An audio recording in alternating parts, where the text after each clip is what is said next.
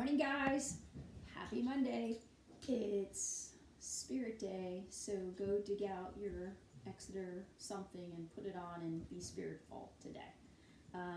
Look at this little surprise right here.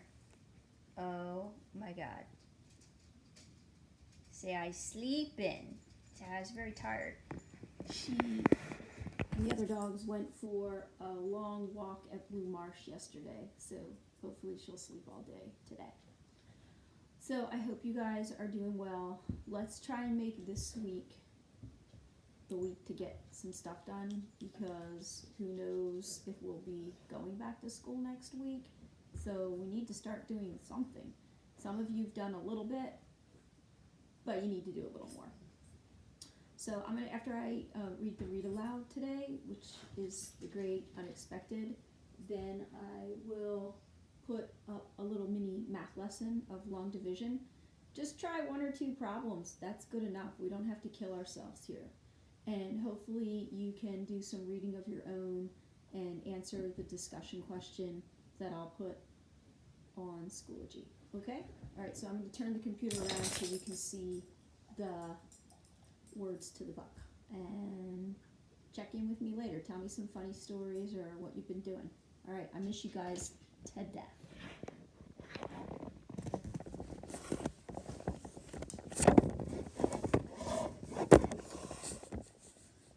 So we are on chapter 15, The Barn. So if you remember from Friday, the girls are out of school for the summer and they're trying to avoid doing chores, and they're all wrapped up in this Finn boy, and we don't quite know if he is a real person or if it's a ghost. We're just kind of reading and figuring out as we go along what really is going on here and what the connection is with Finn and Mrs. Cavan, who lives over in Ireland. Okay, the barn.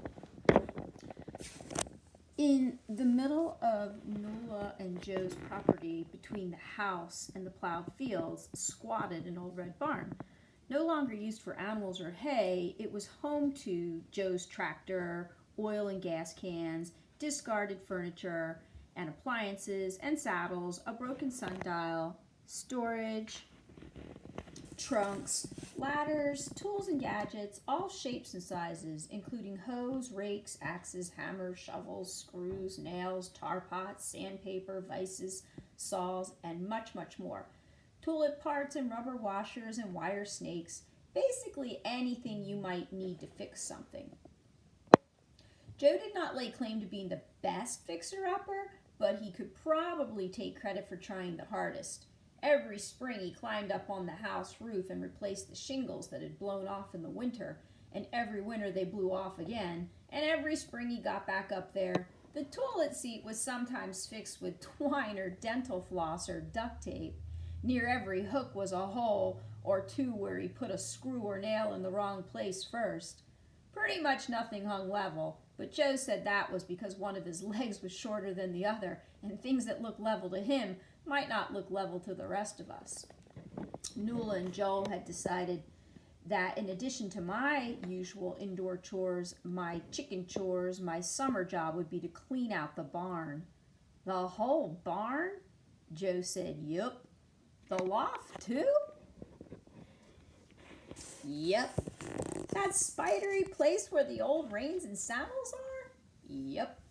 Joe said he'd find me some help when it came to the bigger appliances, and that we'd take those to the junkyard. Other things we'd sell in a big yard sale, and I could keep half the profits. Even if we get, say, $100? Yep. I could keep half of that? Yep.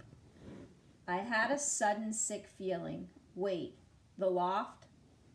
What about, the trunks? Nuala put her hand to her mouth. What about 'em? Joe said. Which trunks you talking about? Nuala patted his arm. The trunks. The trunks. She blinked at him meaningfully. Ah, he said, the trunks. He tapped his fingers against his chest. Maybe now's a good time to deal with those trunks. We'll do it together. Not first, not right away. Maybe when everything else is done. How about that? And if those trunks give us any trouble, we'll just kick them. How about that? I was reminded of Joe's tale of the poor man who won a donkey, and out of the donkey's ears the man pulled in astonishing things. One of my worries about the trunks in the barn was that they would be like my worst fears about the donkey's ears. Instead of something good coming out of them, we might pull out something bad. So what do you guys think are in the trunks, and why would she be so worried about cleaning them out? Give that some thought. All right, I'll read one more chapter since that one was a short one. Chapter 16, Across the Ocean, The Request, Mrs. Cavan. Mrs. Cavan watched as Patty McCool approached slowly, tentatively, his hat in hand, looking down at his feet as if he had something to be ashamed of, which he did. He was middling height and stocky, with ruddy cheeks and thick, unruly graying hair. His clothes were ill-fitting, his shirt and vest too tight, his pants baggy. He looked like a man who needed some tending. Serves him right, thought Mrs. Cavan. She waited for him to speak first. She was not going to make this easy for him. Silver, ma'am, Mrs. Mrs. Cavan looked up at him, eyeing him as if he were a curious donkey who had wandered into the orchard. Not sure what to call you. You was always civil to me, and then once you come up to the master's house, God rest his soul in heaven above, I don't. Stop your yabbering, Patty McCool. You don't need to call me anything at all. You don't need to be here at all. State your business and be off with you. Patty twisted the hat in his hand. Silver, missus, is that any way to talk to an old friend? Penny! Mrs. Cavan shouted toward the house. Bring the gun! Now, no need to let tempers flare. You'd best state your business quick, Patty McCool. Penny, the big gun. Oh, yes, miss. Yes, I'm coming for the trunk. What trunk? The one, ma'am, of me only son. Patty McCool pulled a soiled rag, not even a handkerchief. Mrs. Cavan noticed from his pocket and dabbed at his eyes. Stop the foolery, Patty McCool. You won't get my sympathy. You're a useless wreck of a man, and you don't deserve even the dust that lies on that trunk. You'd best be off before Pilpenny! Ah, here comes Pilpenny with my gun. Patty McCool backed away.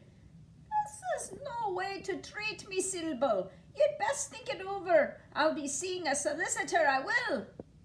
Fine indeed. Lovely that. You see a solicitor, Patty McCool, and if he does not laugh you out of his office, I will be dinky-doon. A what? Mrs. Cavan took the gun from Pilpenny and placed it across her lap. With one end of her shawl, she dusted off the muzzle. She raised the gun.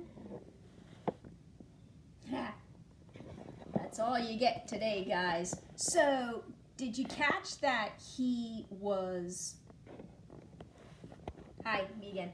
Did you catch that he was looking for a trunk that he claims belongs to his only son? And we can make an inference that is Finn his son? I don't know.